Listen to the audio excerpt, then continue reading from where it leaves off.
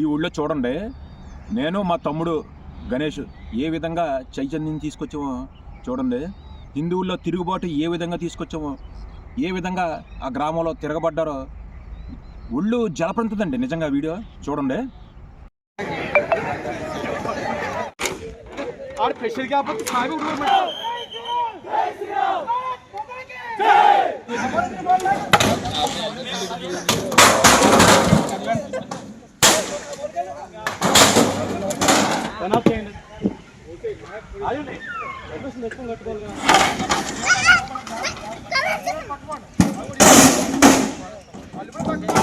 ఈ గ్రామంలో ముందు సంవత్సరం అంటే డిసెంబర్ 24 క్రిస్మస్ 25 ముందు ఇక్కడ 20వ తారీఖున పెద్ద భారీ బహిరంగ సభ పెట్టినాకే క్రైస్తవ మత మార్పిడి మాఫియా పూనుకుందండి ఈ గ్రామంలోనే.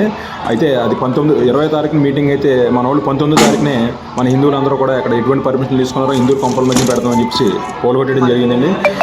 చూడండి, హిందువుల్లో తిరుగుబాటు వస్తుంది ఎలా ఉంటుందో ఒకసారి. ఈ మత మార్పిడి ఈ గ్రామం తిరుమలపురం గ్రామం అండి, తొండంగి మండలం, కాకినాడ జిల్లా అండి. ఈ గ్రామంలో 30% క్రైస్తవులు ఉన్నారండి. అది అనాధికారికంగానండి. చట్టపరంగా కూడా ఈ గ్రామంలో ఎవరో క్రైస్తవులు లేరండి రికార్డెడ్ ప్రకారంగా. కానీ నామతహాగా అలాగే చెప్పుకోవడమే. వీళ్ళ సర్టిఫికెట్లు అయితే మాత్రం అందరూ హిందువులే. మొత్తం ఆ పెరుమాళపురం గ్రామంలో మొత్తం అందరూ కూడా హిందువులు మాత్రమే ఉన్నారండి. కానీ పైకి చెప్పుకోవడమే 30%. రికార్డెడ్గా మాత్రం ఎవరో హిందువులు లేరండి. ఇక్కడ ఈ గ్రామంలో చైతన్యం చూసి ప్రతి గ్రామం కాదు, హిందువులు ప్రతి ఒక్కరు కూడా చైతన్యం అవ్వాలండి. జై శ్రీరామ్, భారత్ మాతకి జై. ప్రసాద హిందువులు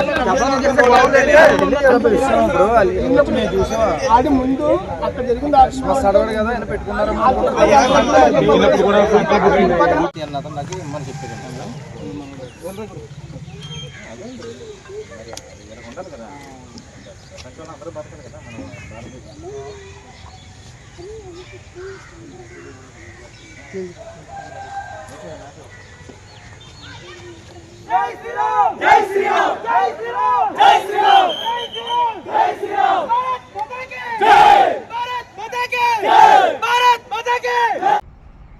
చూశారు కదా, ఈ గ్రామంలో హిందువులు ఇప్పుడు వరకు భరించారు, సహించారు. ఎన్ని ఇబ్బందులు పెట్టినా సరే అలాగా ఓర్చుకున్నారు. కానీ ఇంకా ఎంతకాలం ఈ క్రైస్తవ మత మార్పిడి మాఫియా ఆగడాలో ఉన్మాదానికి ఎంతకాలం భరించాలో? ఎంతకాలం?